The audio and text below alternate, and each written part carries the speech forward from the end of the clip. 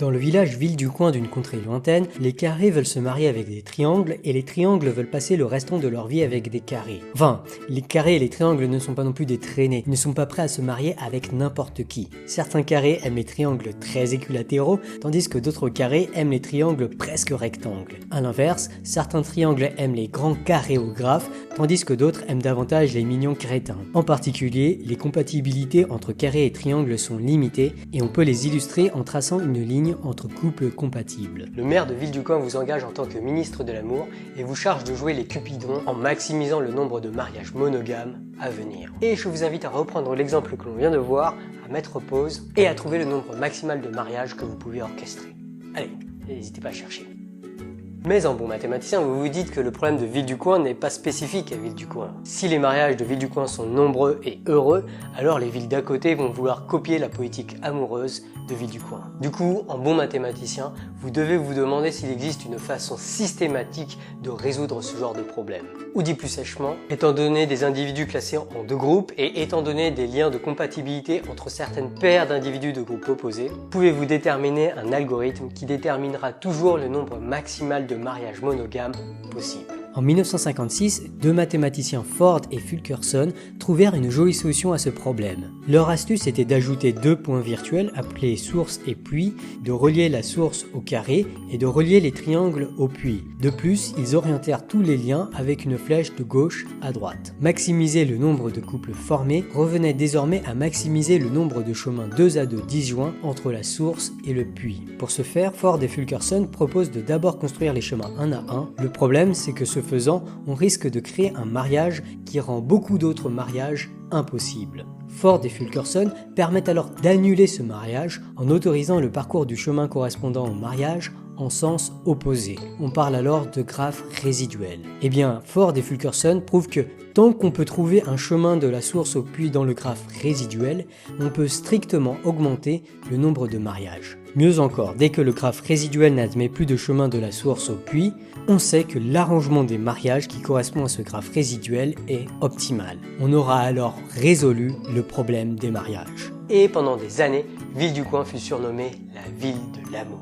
Sauf qu'au fil des années, cette ville de l'amour fut ternie par des histoires de tromperie, voire des affaires de divorce. Le problème, c'est que vous aviez par exemple marié Mètre Carré au Love Triangle et vous aviez marié Poincaré au Right Triangle. Sauf que si Poincaré trouve Right Triangle physiquement attrayant, il ne pense pas que Right Triangle est le Right Triangle pour lui. Poincaré a en fait toujours préféré le Love Triangle. Et le Love Triangle, même s'il apprécie Mètre Carré, il aurait plutôt aimé finir avec Poincaré. Le cœur a fini par avoir raison de la raison et Poincaré a fini par demander à Love Triangle de quitter Mètre Carré et Love Triangle a fini par accepter. Si bien que, même si vous aviez annoncé votre retraite intervillageoise, le maire de Villeducoin s'est senti contraint de vous rappeler pour refaire de Villeducoin la ville de l'amour. Et pour éviter tout futur divorce, il ajoute une ligne à votre cahier des charges. Il vous faut désormais concevoir des mariages stables. D'où le titre de la vidéo. Pour ce faire, le maire lance l'état d'urgence qui force tous les couples à se séparer. Puis, il demande à chaque individu de Villeducoin de révéler ses préférences. Chaque individu classe alors ses partenaires potentiels du préféré au moins préféré. Et avec ces données, il vous faut arranger un maximum de mariages stables, ce qui signifie que deux personnes non mariées l'un à l'autre ne doivent pas se préférer à leurs partenaires respectifs, comme ce fut le cas pour Poincaré et Love Triangle. Et ça paraît compliqué. Une idée de comment faire ? Eh bien, la réponse est en fait étonnamment naturelle. Elle a été obtenue par les mathématiciens David Gale et Lloyd Shapley en 1962. Shapley gagnera d'ailleurs le prix Nobel d'économie 50 ans plus tard, en partie pour d'autres travaux dont on reparlera. L'algorithme de Gale-Shapley est le suivant. Les carrés vont jouer les hommes qui proposent des mariages et les triangles vont jouer les femmes qui acceptent temporairement ou refusent. Les carrés commencent par demander leur premier choix en mariage.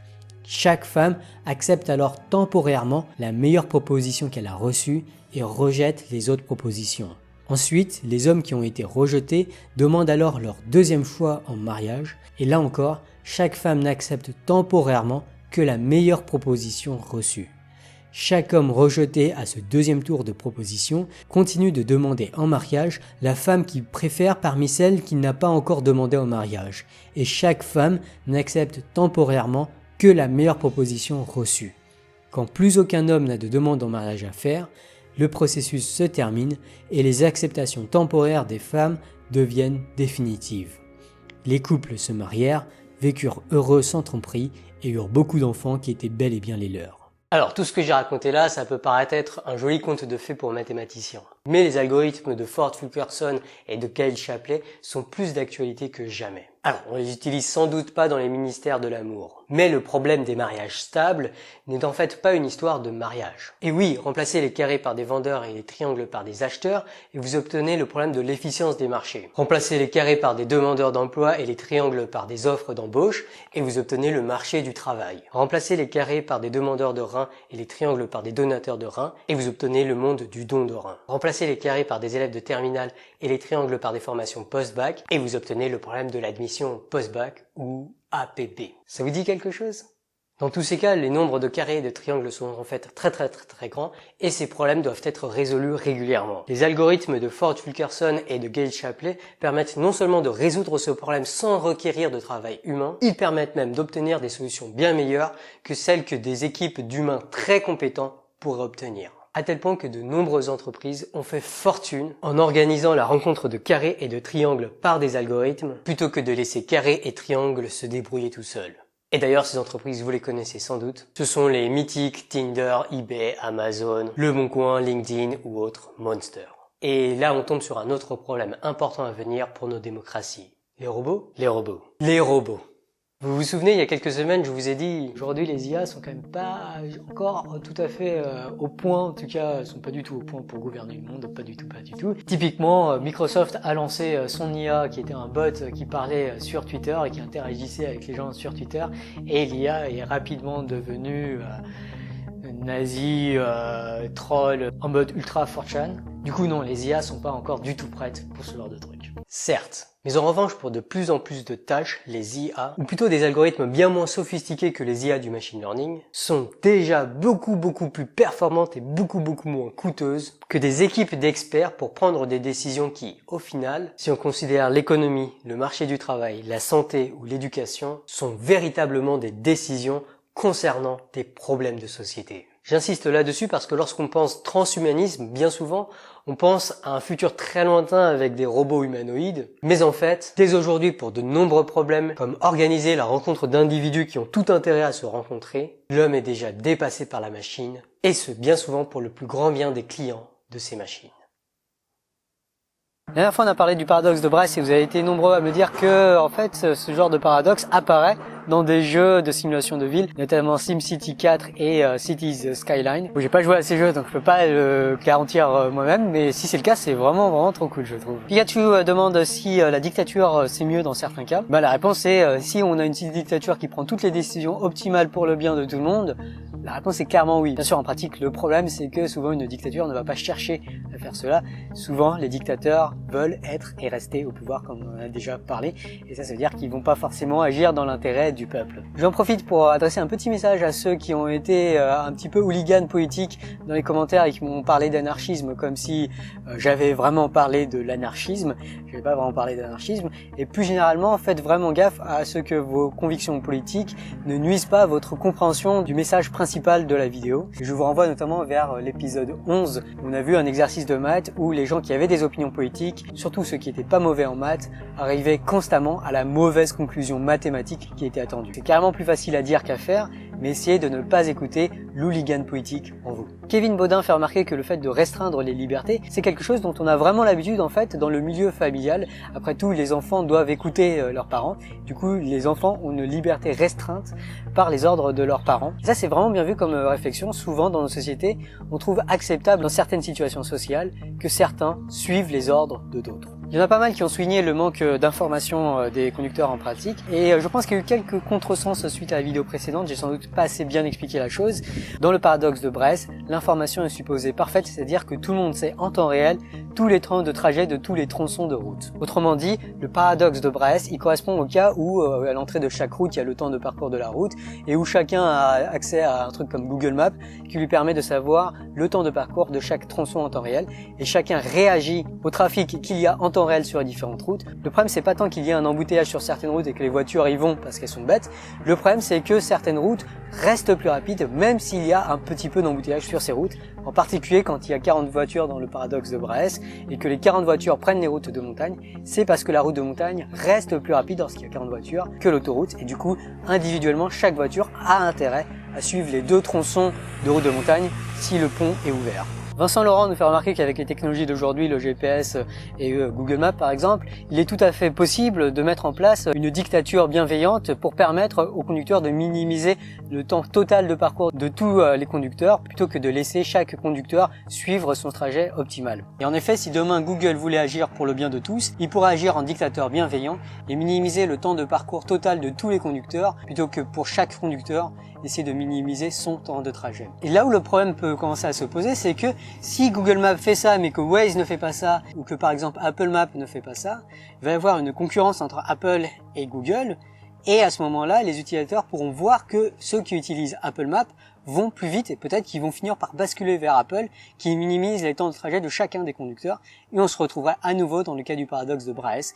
En particulier, la solution de dictateur bienveillante de Google aura été complètement ignorée puisque plus personne n'ira utiliser Google. Alors, ce problème-là pour la route, ça paraît pas forcément ultra important, mais il y a une variante de ce problème qui est le cas des recherches Google. Aujourd'hui, les recherches Google sont personnalisées et on peut se demander si ça va pas du coup augmenter la ségrégation idéologique, et du coup il faudrait demander peut-être à Google d'avoir des résultats qui sont les mêmes pour tous. Mais si Google commence à faire ça, eh ben il va y avoir un autre moteur de recherche qui va ne pas faire ça et qui va être du coup préférable pour chacun des utilisateurs individuellement, et à ce moment-là on risquerait d'avoir un exode de tous les utilisateurs de chez Google vers l'autre moteur de recherche, et le problème resterait tel quel. En fait, la compétition entre moteurs de recherche fait que tout moteur de recherche qui subsiste, qui a beaucoup d'utilisateurs, est forcément un moteur de recherche qui personnalise les résultats des différents utilisateurs et qui donc augmente la ségrégation sociale. Il y a un vrai prix de l'anarchie qui est associé à la compétition entre moteurs de recherche. Seb Gontran nous demande du coup s'il faudrait pas rendre le pont payant ou quelque chose comme ça. En effet, si on rend le pont payant, ça devrait diminuer le problème. Bon, après, c'est discutable de savoir est-ce que c'est l'argent qui doit décider ça. Un autre critère proposé par Seb Gontran, c'est le covoiturage. Et ça, c'est une solution intéressante puisqu'en final, ce qu'on veut minimiser, c'est peut-être pas la somme des temps de parcours des différentes voitures, c'est peut-être davantage la somme des temps de parcours des différents voyageurs, et auquel cas une voiture avec 4 voyageurs devrait compter plus qu'une voiture avec un seul voyageur. Auquel cas ça aurait carrément du sens de privilégier le temps de parcours des voitures avec plus de conducteurs, sans compter bien sûr le fait que du coup ça va favoriser les incentives pour faire du covoiturage et donc pour diminuer le nombre de voitures sur les routes et donc le nombre d'embouteillages. Enfin, W Golyoko nous dit vivement les Google Cars. Et oui, avec les Google Cars ou plus généralement les voitures sans conducteur, il sera plus facile de forcer les gens à suivre une trajectoire qui sera optimale pour l'ensemble du groupe plutôt que de laisser chaque conducteur choisir son trajet de façon optimale. Mais mieux encore, avec les Google Cars, on pourrait se débarrasser de beaucoup d'éléments de la circulation qui sont nécessaires lorsqu'on a des conducteurs humains, par exemple les feux rouges.